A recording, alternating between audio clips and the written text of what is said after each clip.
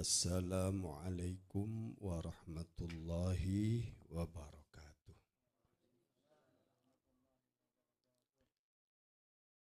Alhamdulillahilladzi hadana lihada wa ma kunna linahtadiya laula an hadanallah. Wassalatu wassalamu ala asyrafil anbiya'i wal mursalin Sayyidina wa maulana Muhammadin wa ala alihi wa sahbihi ajma'in. Subhanaka la ilma lana illa ma 'allamtana innaka antal alimul hakim. Rabbi shrah li sadri wa yassir li amri wahlul 'uqdatam min lisani yafqahu qawli bi rahmatika ya arhamar rahimin. La haula wa la quwwata illa billahil aliyyil azim. Amma ba'du, faqad qala al-imam qutbul irsyad wa ghawthul ibad wal bilad al-habib Abdullah bin Alawi bin Muhammad al-Haddad radhiyallahu anhu wa ardah wa nafa'ana bihi wa bi'ulumihi wa a'ada alaina min barakatihi wa amaddana bi asrarihi fid daraini amin. Qala radhiyallahu an bismillahirrahmanirrahim wa alaika bi ziyarati rasulillahi sallallahu alaihi wa alihi wasallam fa inna ziyaratahu alaihi salam ba'da wafatihi ka ziyaratihi fi hayatihi wa huwa sallallahu alaihi wasallam hayyun fi qabrihi wa kadzalika sairul anbiya wa minal jafa an tahujja baitallah wa tatruka ziyarata habibillahi li ghairi udhrin najizin. Para bapak, para ibu jamaah Masjidil Inat, alhamdulillah salawat dan salam semoga tetap terlimpahkan kepada baginda Rasulullah Muhammad sallallahu alaihi wasallam. Lanjutan kajian kitab Risalatul Mu'awanah setelah kemarin kita beliau Imam Abdullah bin Alawi al-Haddad dawuh sebaiknya orang yang hendak melakukan ibadah haji atau umroh yang terpenting terlebih dahulu dipersiapkan itu belajar tentang hal-hal yang berurusan dengan haji umroh, tentang sholat dan lain, sholat di perjalanan. Karena ada hukum-hukum khusus untuk orang yang sedang melakukan sholat di perjalanan. Yang kalau tidak ngerti hukum itu, dia akhirnya sampai meninggalkan sholat. Nih, seperti yang saya terangkan kemarin, dan ini mudah terjadi kepada kita. Nih, bahkan bukan yang perjalanan terlalu jauh, kadang-kadang karena kita menyepelekan karena tidak mengerti hukum, maka kita sampai meninggalkan sholat atau mengeluarkan sholat dari waktunya. Nih, contoh, nih. Pesawat itu kan berangkatnya pas biasanya, nggih, kalau ndak delay, nggih. Dan rata-rata pas, nggih. Karena nggih, kalau jam 12 ya jam 12. Loh itu kadang-kadang pesawat berangkatnya jam 12.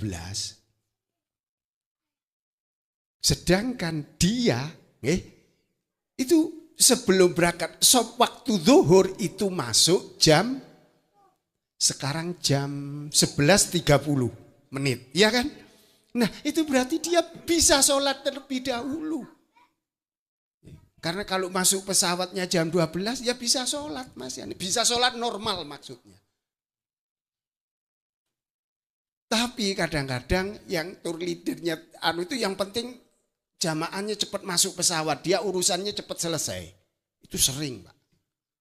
Maka cari pembimbing yang baik. Kalau pembimbing yang baik, biasanya jamaah sebelum masuk ke pesawat, kalau memang contoh tadi itu pesawat masuk jam 1 umpama, berangkatnya jam 1, dia masuk pesawat tapi urusan check-in dan lainnya sebagainya kan jam 10, jam 11 sudah dimasukkan.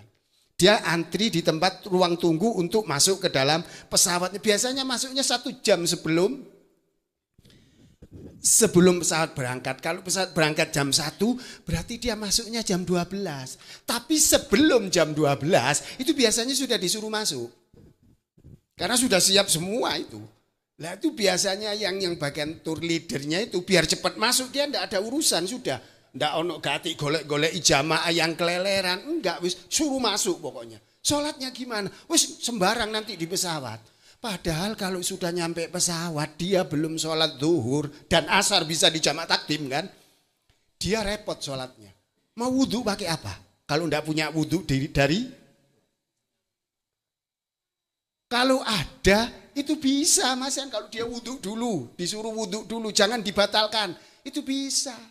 Atau sebelum naik pesawat, karena pesawat baru masuk jam 12. Jadi begitu masuk zuhur suruh sholat orang. Nggak perlu ke masjid, nggak perlu kemana, tempatnya lebar di bandara, itu bukan terminal.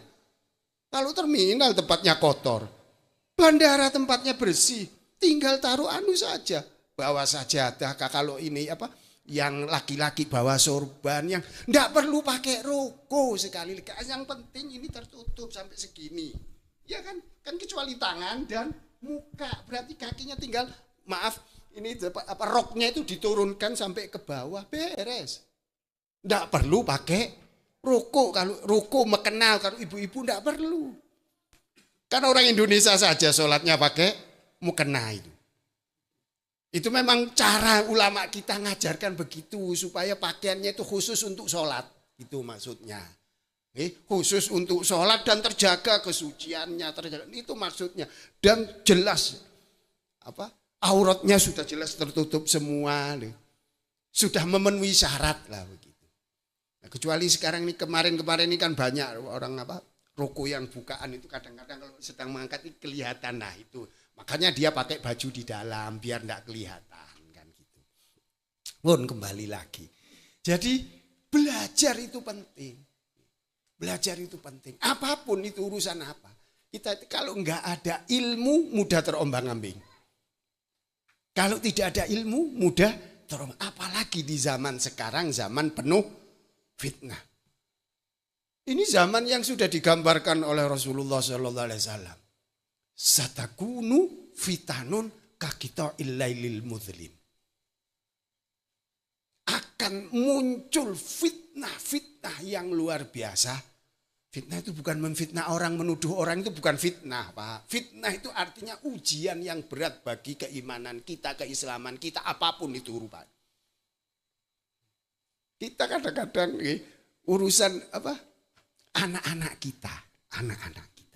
Coba supaya sering sekarang dan umum terjadi di rumah-rumah itu, demi supaya anaknya ndak nangis, diem dikasih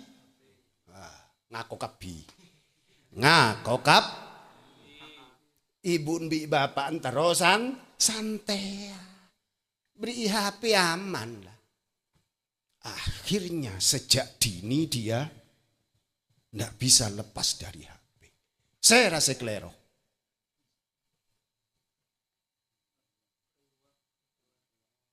Kita maklero kule, Pak.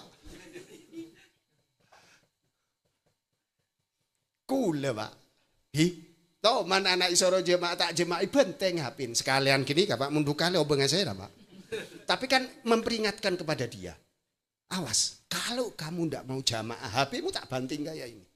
Dan saya lebih baik kamu kehilangan HP daripada kamu kehilangan sholat jamaah.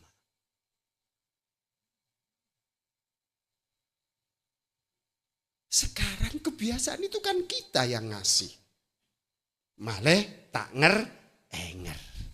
Maleh bapak nego HP ibu pada dua kan bisa lah. Ya lah pada main HP lah. Oh ndak apa-apa itu untuk anak-anak. Ki muni karena untuk anak-anak ki. Tapi deki salah anu tibi latai panggi bon. Latai panggi saya buka nih ya. Saya rasa bisa aja nggak nikah. Nah, jadi lah nikah lah biasa bon Pak Ki. Ini sudah umum di mana tapi dijaga. Di saat waktunya ngaji, kamu harus ngaji. Di saat kamu harus berjamaah, kamu harus berjamaah. Dan itu orang tua yang bisa. Rasulullah Shallallahu Alaihi Wasallam dari sayangnya ke umatnya itu beliau mengatakannya begini redaksinya dalam satu hadis. Innama ana lakum kamanzilatil walid. Aku ini bagi kalian itu seperti bapak kalian. U'allimukum, aku akan selalu mengajarkan kamu apa yang terbaik buat kamu. Itu sifat orang tua. U'allimukum, selalu mengajarkan hal yang terbaik untuk bagaimana kita sekarang. Jadi Rasulullah itu mengatakan, u'allimukum, aku akan selalu mengajar. Itu hadis ini bercerita tentang apa Rasulullah menganjurkan kalau qadil hajah jangan menghadap kiblat, jangan membelakangi kiblat dan jangan membersihkan apa kotoran itu dengan tangan kanan begitu. Selanjutnya fa idza ja'akumul ghaitu fala yastaqbilil qiblah wala yastadbirha wala yastatib biyaminih. Itu hal sekecil itu. Sampai hal yang sekecil itu Rasulullah perhatikan umatnya. Kalau qadil hajah jangan menghadap kiblat, jangan membelakangi kiblat, jangan membersihkan kotoran itu dengan tangan kanan, pakai tangan kiri. Kadung nerangkan, maksudnya tidak madhep kiblat itu kalau bukan di tempat. Kalau toilet sampean itu memang hadap ke sana, ya enggak apa-apa karena itu di ruangannya, di tempatnya. Ini Rasulullah itu orang kalau di tengah perjalanan, di hutan atau di mana atau di tempat yang terbuka maka jangan menghadap kiblat, jangan membelakangi kiblat, berarti hadapnya sana. Hadapnya ke utara atau ke selatan kalau kita. Nah, ini bisa terjadi kalau kita hadap itu kalau kita jaga kita ngerti di mana. Bahkan urusan seperti ini cuma kencing atau qadil hajah BAB sama Rasulullah Shallallahu Alaihi Wasallam diatur. Kalau qadil hajah, kencing atau BAB itu sampai tuntaskan, jangan sampai nanggung. Itu jadi penyakit betul. Jadi sampai tuntas betul, sampai harus dehem kalau apa kencing atau falyantur dalam hadis itu falyantur dzakarah. Maka dia sebutnya apa? Melirit-melirit kata orang Jawa itu. Zakarnya itu diurut, diurut supaya betul-betul bersih. Sampai segitunya Rasulullah. Karena banyak orang menyepelekan hal seperti ini, balasannya berat. Akhirnya karena tidak bersih betul, waktu berdiri atau jalan atau apa keluar cerit najis, sal najis. Mata apa aja yang celana najis. Lah demak najis maknalah najis. Cek salahnya tibi. Kesalahan sendiri. Kalau kencing jangan berdiri. Karena kalau berdiri itu semakin tinggi orang posisi keluarnya itu menyipratnya semakin tinggi juga. Dan itu bisa nyiprat kembali ke pakaiannya. Najis tanpa diketahui kan begitu. Di samping ada faedah kesehatan, tapi intinya Rasulullah itu akan mengajarkan kepada kita apapun yang diajarkan Rasulullah itu adalah yang terbaik bagi kita dunia dan akhirat. Termasuk bagi fisik kita. Kencing jangan berdiri, duduk. Dan itu ajarkan kepada anak. Waktu cebok, ajari. Dek dia cong, dek mula. Ada los yang rasanya yang apa licin-licinnya sudah habis itu berarti maaf kotorannya sudah bersih. Caranya Masya Allah dulu saya di pondok itu wudhu itu diajari, Pak. Wudhu dibawa ke jeding sama kiai. Ini cung, wudhu. Semua dan diperagakan sangat detail sekali. Karena itu kata Rasul, innama ana lakum kaman zilatil walid u'allimukum. Jadi bahkan hal-hal sepele yang diajarkan Rasulullah Shallallahu Alaihi Wasallam itu, nah, kelanjutan dari itu Imam Abdullah bin Alawi Al-Haddad radhiyallahu an mengatakan alaika biziarati Rasulillah. Usahakan sekuat-kuatnya untuk bisa berziarah kepada Rasulullah Shallallahu Alaihi Wasallam ketika kamu diberi kesempatan oleh Allah Subhanahu Wa Taala untuk berangkat haji atau berangkat umroh. Kesempatan ini. Tapi ya ini Pak, menusa mungkin badai neng kanto. Wah cek teron. Salda bekasa, saren melolo ampuan. Beda banyak. Kan tak usah aja goreng, mun sampean ku iparengi bisa, sampean diberi kesempatan oleh Allah untuk berziarah kepada Rasulullah, bisa ada di Madinah. Jangan lihat tetangga, jangan. Wah, males orang. Sampean kening ujian males tibi. Wis mun beda aja kalau bisa Pak, mari Pak ke masjid mari. Dan ini terkait masalah ziarah ini beliau mengatakan di sini Al-Imam Abdullah bin Haddad, karena berziarah kepada Rasulullah Shallallahu Alaihi Wasallam setelah beliau wafat itu sama saja berziarah langsung seperti ketika Rasulullah Shallallahu Alaihi Wasallam masih hidup di dunia. Aduh, marasan apa ki Rasulullah Shallallahu Alaihi Wasallam. Semua orang kalau masuk Raudhah atau lewat di Babu Salam itu ziarah, semuanya enggak bisa cerita apa-apa. Saking luar biasa. Dan niatkan satu, ya Allah, yang aku inginkan ridho dari Rasulullah Sallallahu Alaihi Wasallam. Dan kalau orang berhaji, kalau umroh enggak, jarang ada orang-orang kalau sedang berhaji itu di musim-musim haji di Masjid Nabawi itu sering ada kajian. Sering ada kajian pakai bahasa Indonesia karena yang ngajar orang Indonesia, ada yang pakai bahasa Indonesia. Dan biasanya di sini kadang mereka, ini bukan dari golongan kita Ahlus Sunnah wal Jamaah, mereka melarang ziarah kepada Rasulullah Shallallahu Alaihi Wasallam. Itu berdasarkan hadis Rasulullah. La tushaddur rihalu illa ila thalathati masajid. Tidaklah sangat dianjurkan melakukan perjalanan kecuali ke 3 masjid.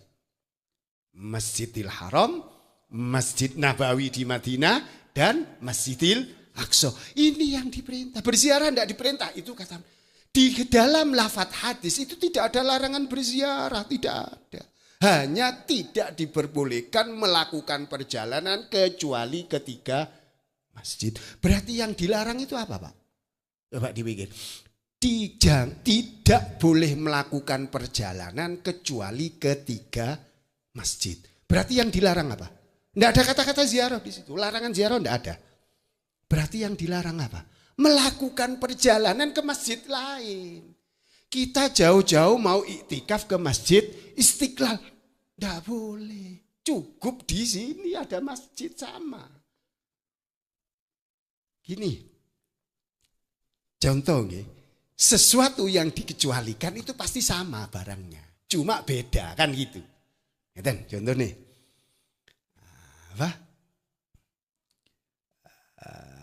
Seperti ini ada buah-buahan banyak. Pelem atau mangga.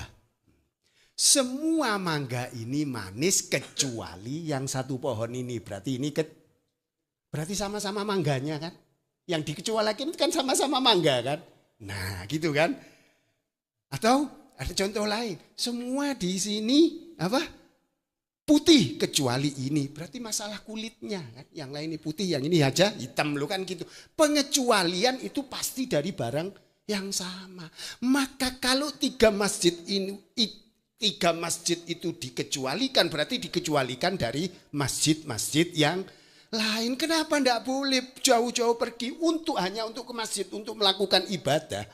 Itu tidak boleh jauh-jauh pergi tanpa ada tujuan lain.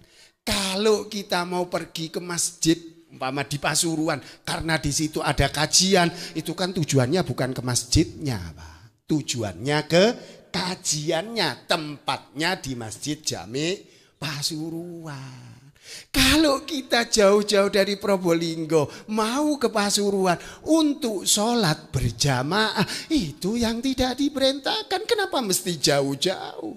Wong di dekatnya sama dan semua masjid itu sama.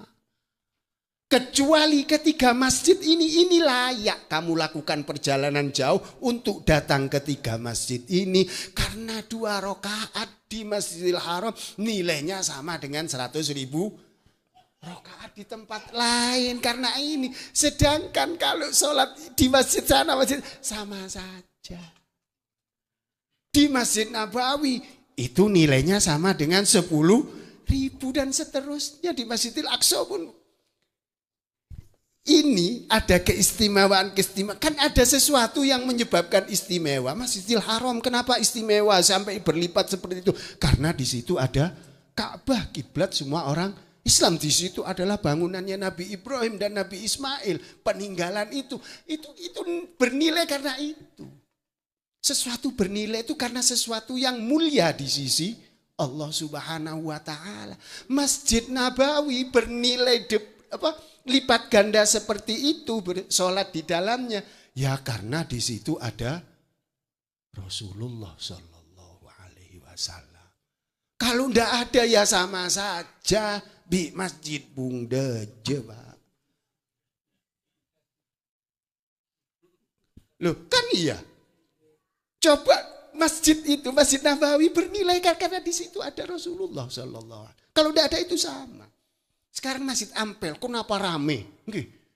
Bajang berjamaah tabu-ambu. Mari bajang jamaah masjid ini kau datang boleh jamaah datang jadi rombongan-rombongan. Apa Pak? Karena Sunan Ampel Pak. Ini kalau ke contoh Padang pun Pak. Muntah ada Sunan Ampel, orang ngentara kam maka akas. Cok kode bau nata saya Timur Ampel. Nggih. Terus nasek bibik, terus nasek babat neng pasar kirian Pak ngucak deh. Napa? Mau jauh aja neng Kanjebede. Itu kesana mereka karena Sunan Ampel. Itu yang membedakan. Karena ada memang dalam sisi pahala ya sama. Maka kalau kita kesana kan bukan ke masjid tujuan utamanya sebenarnya. Tujuan utamanya ke ziarah ke Sunan Ampel. Berhubung di situ pas waktu sholat ya kita sholat berjamaah di situ. Jadi pemahaman yang benar tentang hadis itu adalah tidak dianjurkan melakukan perjalanan jauh ke masjid-masjid kecuali 3 masjid. Sedangkan berziarah kepada Rasulullah tidak ada larangan dan sangat diperintahkan. Bahkan sungguh terlalu kalau ada orang bisa berhaji tapi dia tidak menyempatkan diri berziarah ke makam Rasulullah Shallallahu Alaihi Wasallam. Dia bisa berhaji itu dari siapa? Hidayah itu datangnya dari mana? Kalau bukan sebab Rasulullah Shallallahu Alaihi Wasallam, tidak tahu apa-apa kita. Sampean posan. Dari kantor tentara ke Sorbaja posan. Pak beda orang se atau duan nikah jalan iya tersampean sampai depak ke kenengah. Dah rumah sampean Pak. Sekelangkongan berterima kasih kepada orang yang ngantarkan ini apa ndak apa ipesoy. Kipas. Aduh sekelangkongan. Gusti Kanjeng Nabi itu menyelamatkan kita dari kesengsaraan selama-lamanya Pak. Beniteng enteng saya. Diarahkan oleh Rasulullah. Apakah kita tidak akan berterima kasih? Apakah kita tidak kurang ajar kalau kita ada kesempatan untuk berziarah kepada beliau, kita tinggalkan itu karena hal-hal yang tidak penting. Kita sadar mau beriktikaf di masjid, kita mau berjamaah, kita mau baca Quran, itu semuanya karena Rasulullah Shallallahu Alaihi Wasallam. Sampai di sini dikatakan oleh beliau, faminal jafa, keterlaluan, cek saran, muncai ponreng Madura belkot, Pak. Ini kan bahasa lah cek saran, Pak. Madura compok ule belkot mengucap jafa nih kamakna. Belkot orang dia.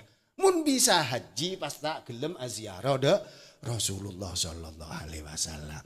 Saya selalu ingatkan kalau ada saudara-saudara teman mau haji, awas jangan ikut kajian-kajian. Bukan masalah apa.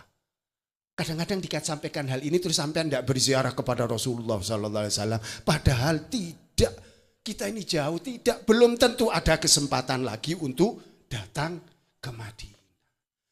Sholat berjamaah arba'in perlu. Keluar langsung jadi setin Pak, jalan tak bisa ambu abid pokon lebat. Assalatu wassalamu alaika ya Rasulullah, assalatu wassalamu alaika.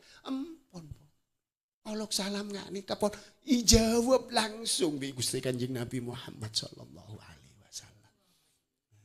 Kula wi panjenengan gila Allah salam assalamu ijawab napa boleh rabu kakas sampean. Dan kadang orang sepe aduh apa sibuk bi urusan kebele oleh.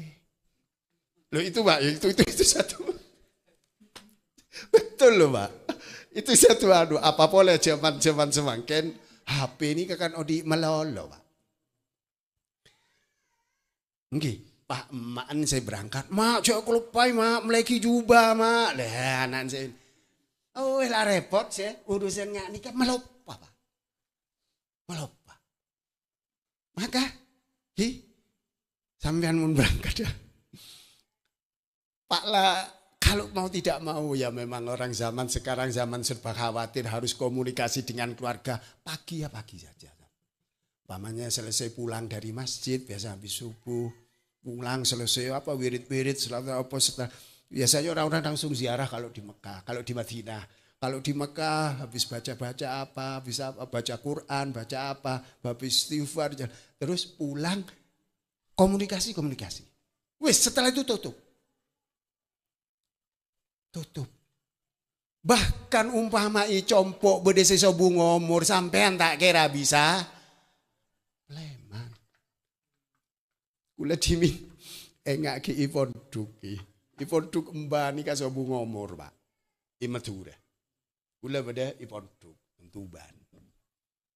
Zaman ketika ki telepon telepon ke kantor ponduk beda. Tapi reng sepose nelpon akan repot ki zaman apa? Nelpon ke anu kisah wartel ki dimin lah ini ya. Reng sepo dan kadang tak oning. Jala reng sepo dek ada masih micek ani tak oning. Lah tak ipareng oning bos. Tak ada dia lah mateh jan. Tak kira odi boleh. Bener gian reng tua kul. Kaneng ki maksa. Itu horor bontak iparengi oning. Sal pleman, cong emban mate. Mata iku bele. Tak ada dia kakek mulai tak kira odi boleh jong. Tua akila iponduk kakek bede iponduk ngaji ruah emban oleh kanceran. Masya Allah. Coba. Benite kebunten Pak. Punten kula sayang sara Pak. Dimin kula kompoi kesayangan Pak. Kebaik keliling mandeman nika kula dimin ki badai. Nah, kita pela tak nut timpon. Dong kadung wah rumah sehat. Cek roster gak sekejap telepon. Mun orang si anu Pak telepon lagi lopai Pak lagi sabar dari dia we. Keng lanjak pocakan deki badanu. Ambil satu waktu saja kalau sampean punya kesempatan seperti itu jangan terus. Allah metoro ase bareng saya minyak rok. Oh minyak rok banyak. Nang lonalon kisah teror minyak rok omang apa abai ibadah. Lah tak usah ngubengi nang kasabon. Saya terwani kajajani Allah aleng-leng rok kutuku kengan. Orang saya susah orang. Alhamdulillah bisa umroh, alhamdulillah bisa haji. Cek susah sangun apa? Sangun oleh nah. Saya susah. Padahal tak penting nih. Sampean mun dateng ke orang umroh niki kan terus doaki. Mungkin le online pada beni zaman lambe Pak. Lambe nika banyak bareng seneng Arab nang kanto sobung banyak. Mun mangken mapanan kanje kadang Pak. Senikah. Jadi lah tak wet nikah toreh kesempatan. Kesempatan bisa berdeneng Masjidil Haram.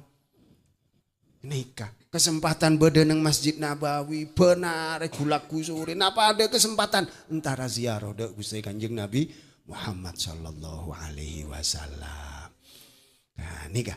Terus wa'lam. Nikah terakhir sebelumnya. Imam Haddad dawuh, ketahuilah olehmu anak kalau jita ala roksika, sesungguhnya seandainya kamu datang menghadap ke Rasulullah sallallahu alaihi wasallam dengan kepalamu, jalan nganggu cetak Pak. Min aqsa biladil Islam, dari tempat yang dari Indonesia umpamanya, otomatis jalan soko pun, tak usah balik mun balik tak ada Pak tangki. Li ziarati sallallahu alaihi wasallam lam yashkur nikmatal hidayah. Itu tidak sepadan dengan nikmat hidayah yang Allah berikan dengan perantara Rasulullah sallallahu alaihi wasallam. Gelak nang ada wi kula kan cerangan. Gusti Kanjeng Nabi bareng sepele bae, bareng sepele ngetok koko Pak. Itu penting loh Pak. Wih, diperintahkan untuk rutin. Ben boleh Pak orang ngedok kok rutin seminggu sekali, apa seminggu dua kali. Karena jen tua Pak jen abid. Karena tombun jen lambat tanggi. Mungkin dan ngudeden ngak nikah seminggu sekali. Ben Jumat, ben Kemis, ben Senin. Lekas tombun. Kedok. Karena nikah bahaya, banyak bahaya namun ngubu kokon. Pak oleh apa Pak? Ngen. Sampean det ngudeden kokon yobu oleh napa sampean? Tore kepikir. Oleh napa? Hah?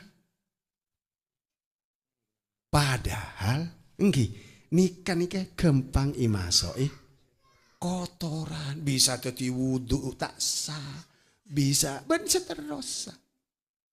Lamun sampean atoro ikedok nikah ganjaran. Pas rutin oleh ganjaran. Tombu boleh kedok. Lihat dimintoman, kenapa?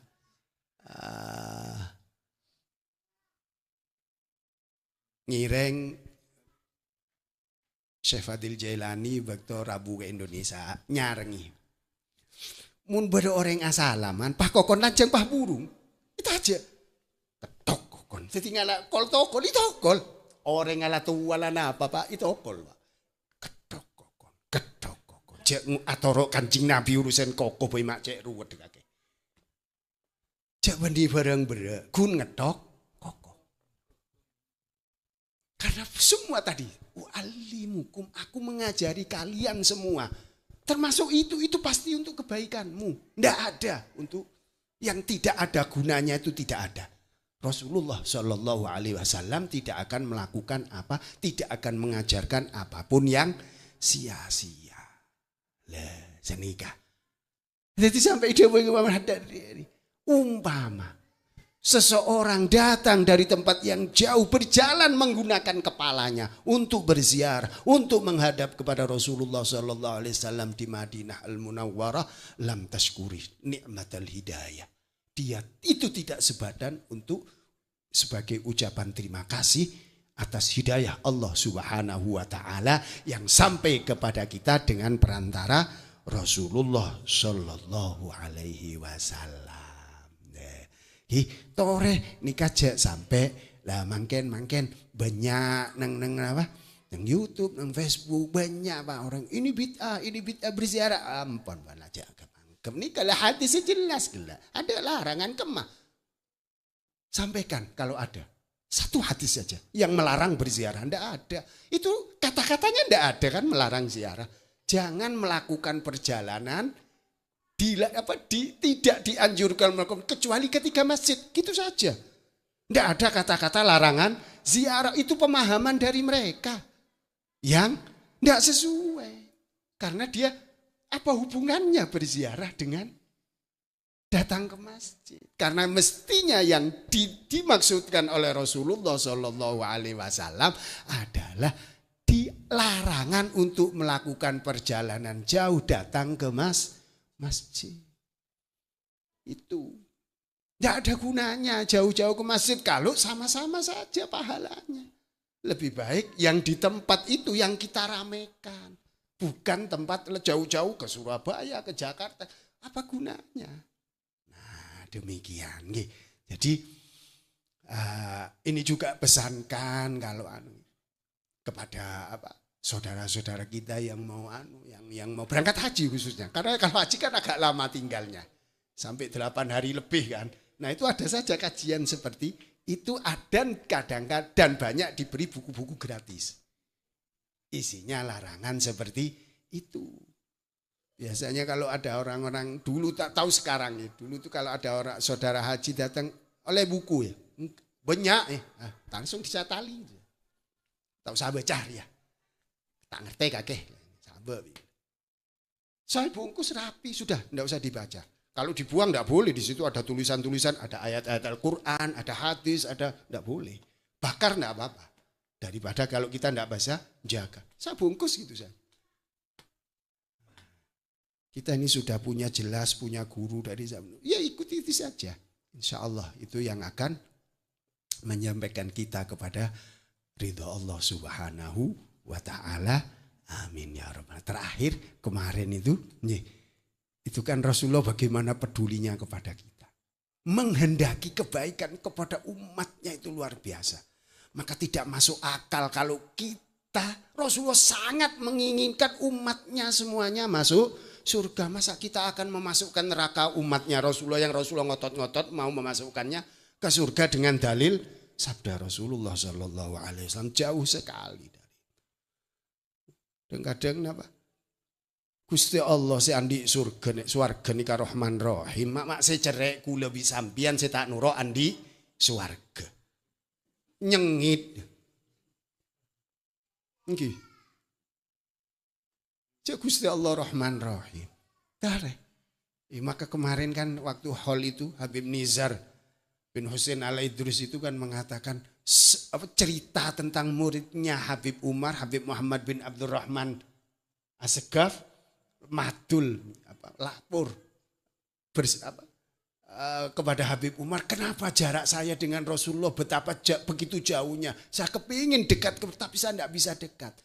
Bagaimana pekerjaan apa yang bisa memangkas jarak saya dengan Rasulullah Sallallahu Alaihi Wasallam?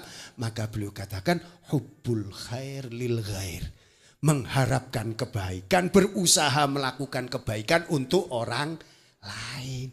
Orang lain nikah mah anak nikah orang lain kan Pak, Bani Aben kan. Anak dulu, istri dulu dibimbing. Ilmu itu adalah sebaik-baik hal yang bisa kita berikan kepada anak istri kita. Mun kula bi sampean keluarga lah bagus Pak, nular Pak ke sebelah-sebelah Pak. Tak usah omong. Kalau sampean hidupnya tentrem baik, nggih. Baik, nular. Sampean jaga betul anak nular. Karena dakwah dengan tingkah laku itu lebih mengena daripada dakwah dengan lisan. Meskipun dakwah dengan lisan tidak bisa kita tinggalkan juga. Kalau orang patut dicontoh, kita melihat orang kan, Masya Allah orangnya husu, kan sudah kelihatan. Dan kita akan senang meniru hal yang seperti itu. Jadi monggo ini kesempatan kita ngajak teman, ngajak kebaikan itu insya Allah itu akan mendekatkan kita, akan memangkas jarak kita kepada Rasulullah Shallallahu Alaihi Wasallam. Semoga manfaat. Mohon maaf atas segala kekurangan.